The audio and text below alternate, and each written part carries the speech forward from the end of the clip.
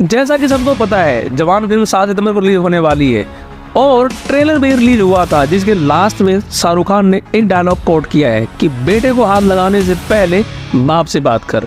अब ये बात किसके रेफरेंस में कही गई हो वो अलग पर्सपेक्टिव है, लेकिन फिलहाल तो रियल लाइफ में वानखेड़े को ये डायलॉग समर्पित होता हुआ दिखता है, जिसके मेन लेखक है डायलॉग के खुद शाहरुख खान। अब इस डायलॉग पे जितने सारे शाहरुख खान के फैन थे सबने कोट करना शुरू कर दिया, समझे वानखेड़े। यहाँ तक कि कुछ यूट्यूबर भी भाई साहब जो मतलब कि दिहाड़ी पे हैं, सही बता रहा हूँ, यूट्यूबर जो बेसिकली है ना आज के टाइम में जो सबसे बड़े यूट्यूबर है वो दिहाड़ी पे काम करते हैं। जो स्टार इनको हड्डी फेंक देगा उनकी ये चाटते रहेंगे, चाहे रिव्यू देख लो चाहे ट्रेलर देख लो। ये भाई साहब इतने चाटने में इतने मगन हो गए हैं कि इनको भूल गए ये सब कि हमारी मर्यादा क्या है, हमें रिव्यू करना है ना कि उनके आंड चाटने हैं। तो भाई साहब ऐसे काम कर रहे हैं यूट्यूबर। एक अक्सर बदल दूंगा यूट्यूबर का नाम, आप खुद समझ लेना। इसका नाम है मूरज।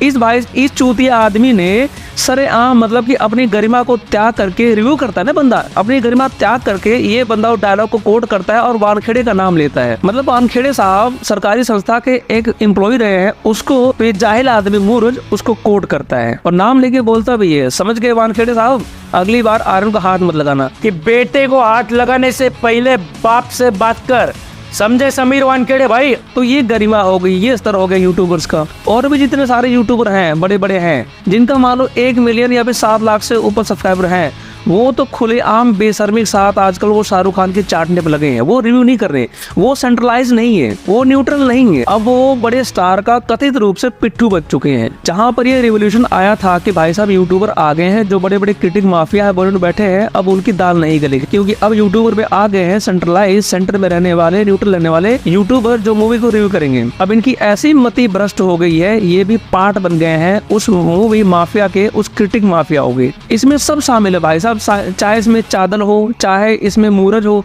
चाहे इसमें भिक्षा शर्मा हो, चाहे वुमेन एक्सपी वाले ये दोनों चूतिए हो। मतलब कि भर भर के चाटने, जब से ट्रेलर रिलीज हुआ है तब से भर भर के चाटने में लगे हुए हैं। अबे भाई तुम रिव्यू करो दो ना, तुम रिव्यू करो सेंटर का, जो तुम्हें अच्छा लगा जो तुम्हें गलत लगा। तुम तो खुलेआम सारा चाटने पर लगे हो। ये तो बात हो गई ये बॉलीवुड के पिट्ठू यूट्यूबर्स की।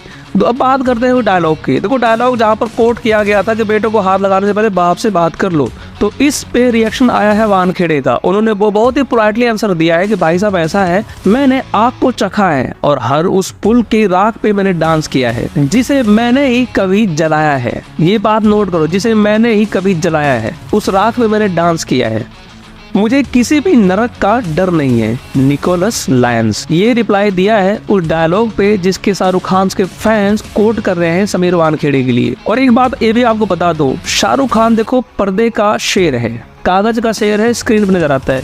ये बंदा धरती का शेर है, जमीन पे रह के जाके रेड मारता है क्रूज पे और शाहरुख खान के लड़के को पकड़ता है। जहां पर शाहरुख खान जहां पर डायलॉग बोल रहा है ना, वो शाहरुख खान मूतने लगा था अपने इस स्टेटमेंट से। आप खुद ही पढ़ो, मूतने लगा था। जो आप डायलॉग बोल रहा है ना, वही शाहरुख खान, वही बाप मूतने लगा था समीर वानखेड़े के सामने कि भाई साहब थोड़ा प्यार से हैंडल करना उसको। तो भाई साहब मैं रिक्वेस्ट करूंगा शाहरुख खान से, बीइंग मूवी गोअर, कि भाई साहब ऐसा चुतिया पे अपने ट्रेलर में मत रखो, किसी को हुक मत करो। तुम फिल्म बनाओ, तुम फिल्मों के शेर हो, लेकिन वो रियल लाइफ का शेर है, उसको ओनली मत करो, नहीं तो तुम्हारा लड़का फिर कहीं फंसेगा।